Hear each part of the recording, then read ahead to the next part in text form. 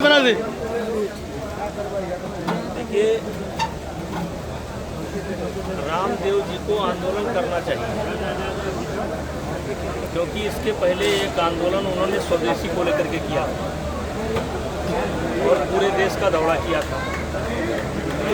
और फिर स्वदेशी से शुरू हुए थे और नकली कोई ब्रांड उनसे बचा नहीं जिसका उन्होंने काम न किया, और चड्ढी तक बनाने लगे। अब जरूरी है कि रामदेव जी आंदोलन करें, लेकिन शर्त हमारी ये है कि इस बार सलवार न पहने। जैसे सलवार पहन करके जैसे रात में भागे थे, औरतों का वेश बना करके भागे थे, वैसा ना करें।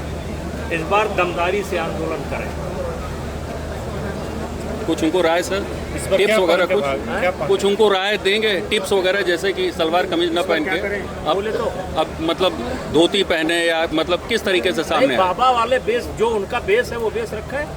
अच्छा। लेकिन वो बाद में आपने देखा होगा, अन्ना हजारे के आंदोलन में अचानक वो सलवार पहन लिए और सूट पहन लिए, वो भाग गए रात में। तो आंदोलन करना चाहिए तो दमदारी से करना चाहिए, इसे अपने बात पर दृढ़ रहना चाहिए, अच्छा हो या बुरा हो उस पर कायम रहना चाहिए। अच्छा, अखिलेश यादव ने कहा है कि अक्षय सर के बयान था कि देखिए, आप वहाँ से यहाँ आ गई। हाँ, बताइए इस पर रामदेव। हाँ सर, वो जैसे ये कहना है कि जैसे दमदारी के साथ, दमदारी यानी चलिए वो लिपस्टिक आपने जैसे बताया था, सलवार सूट पहन के भाग गए, तो असली माने में जैसे जिस तरीके से एक मजबूत आदमी आता है, तो उनको कोई अपनी मतलब आपकी ओर से कोई राय देना चाहेंगे, टिप्स कि आखिर किस फॉर्म में आए? रामदेव बहुत मजबूत आदमी है। अब वो केवल बाबा नहीं है, बहुत बड़े उद्योगपति हैं। बाबा का तो भेष है, भेष से कोई आपत्ति भी नहीं है। लेकिन अगर वो आंदोलन खड़ा कर रहे हैं किसी विषय को लेकर के, तो उस पर उनको टिके रहना चाहिए। और उस आंदोलन का असर, जैसे स्वदेशी का आंदोलन उन्होंने किया, उसके बाद नतीजा ये निकला कि कोई चीज़ ऐसा नहीं है जिसको उन्होंने बनाया ना हो। कोई चीज़, कोई ऐसा व्यापार नहीं है जिसमें न कूदे, घुसे ना हो। और नकली खाद्य पदार्थ के वो सम्राट हैं। मेरी निगाह में नकली खाद्य पदार्थ के वो सम्राट हैं। उनके रोज नमूने फेल होते हैं, रोज हाई कोर्ट टिप्पणी करता है, रोज सुप्रीम कोर्ट टिप्पणी करता है। तो जिसके बारे में रोज हाई कोर्ट टिप्पणी करता हो, सुप्रीम कोर्ट टिप्पणी करता हो, जिसके खाद्य पदार्थ को लेकर के, जिसके कारण कैंसर फैल रहा हो, जिसके कारण लाखों लोग मर रहे हों, ऐसा आदमी आंदोलन खड़ा कर रहा है। वो आंदोलन को तो उनको नकली खाद्य पदार्थ के खिलाफ सबसे पहले करना चाहिए, क्योंकि जो बीज उन्होंने बोया उसका असर ये है कि गांव-गांव में 10-10, 5-5 लोग आज कैंसर के मरीज दिखाई पड़ रहे हैं। अकेले वो नहीं है, अकेले उनको जिम्मेदारी दी नहीं जाती है। सांसद जी, इस मामले में सरकार को आना चाहिए, एक स्ट्रिक्ट एक्शन लेना चाहिए, क्या कहना चाहेंगे? देखिए, सारी चीज़ें सरकार पर नहीं डाली जा सकती। मेरा स्पष्ट मत है कि जैसे दूध और दूध से बने हुए पदार्थ, प्रोडक्ट, हमारे देश के अंदर उतना ही दूध है कि 2 चम्मच बड़े लड़के को, 1 चम्मच छोटे लड़के को, गिलास भर दूध किसी के हिस्से में नहीं आता। यानी ज़्यादातर दूध नकली है, ज़्यादातर दूध नकली है, कृत्रिम है, बनाया हुआ है। अब इसके लिए सब चीज़ें सरकार के ऊपर नहीं डाली जा सकती। तो आखिर एक्शन कौन लेगा? सरकार अगर सब करती ही होती तो आज ये क्यों होता? तो हमारा सलाह ये है कि खुद बचो, अपने परिवार को बचाओ। अच्छा सर, बसपा विधायक उमाशंकर जी काफ़ी लोकप्रिय थे, और उनके बेटे योगेश को हमसे उम्र में कम थे जी, लेकिन हमारा संबंध हमको लगता है 10 साल पहले हमारा संबंध हुआ था। हम एक दूसरे को नहीं जानते थे, और उसके बाद हमारे बहुत इनके मधुर संबंध रहे। बड़े मृदुभाषी थे, बड़े जैसे एक मिलनसार थे, और 3 बार से लगातार यहाँ पर भारी वोटों से हर परिस्थिति में, आप समझ रहे हैं, हर परिस्थिति में ये विधायक बने। और आज कम उम्र में उनका निधन हो गया।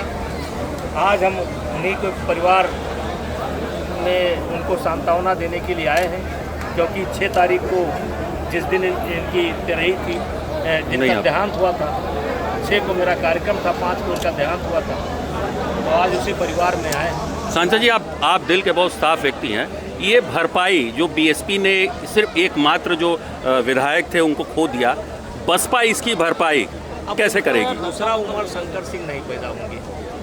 ये रोज रोज जो है ऐसे व्यक्तित्व नहीं पैदा होते जो खुद ही कुआं खोदा हो, पहले ज़मीन तलाशा हो, फिर कुआं खोदा हो, फिर पानी पिया हो, फिर पानी पिलाया हो। ऐसे व्यक्तित्व बहुत कम मिलते हैं। इनको वसीयत में कुछ नहीं मिला, तो इनकी भरपाई तो नहीं हो सकती है। लेकिन समय के साथ ये समय का पहिया है, चलता रहता है, चलेगा। ये परिवार भी रहेगा, राजनीति भी रहेगी, बसपा भी रहेगी, सपा भी रहेगी, भाजपा भी रहेगी। इसी का तो नाम दुनिया है। अखिलेश यादव के 54 रुपया बनाने वाले बयान पर जयंत चौधरी का साथ दिया है। मायावती ने कहा है कि अखिलेश यादव को माफी मांगनी चाहिए। इस पर मेरी कोई टिप्पणी नहीं है। ठीक। अच्छा सर, देखा जाए तो जैसे कि आपने कहा कि रामदेव के बारे में कि जो भी आना चाहिए उनको सामने आना चाहिए और मजबूती के साथ आना चाहिए। हाँ। आप रेसलर भी रहे, मजबूत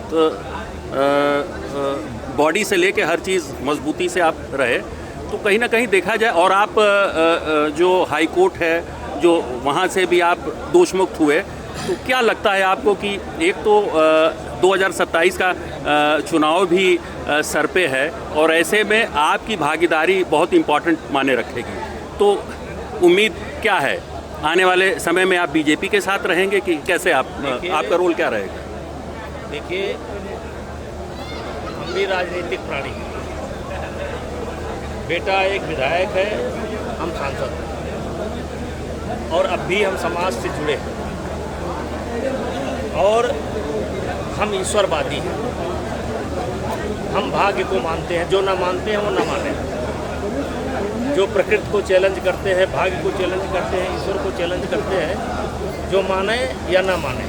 कुछ चीज़ें हम आपके हाथ में नहीं होती, कर्म करना केवल आपके हाथ में है। तो कर्म, राजनीति में जो कर्म होता है वो सारे कर्म को मैं कर रहा हूँ, आगे परिणाम जो ईश्वर ने लिख रखा होगा वो होगा।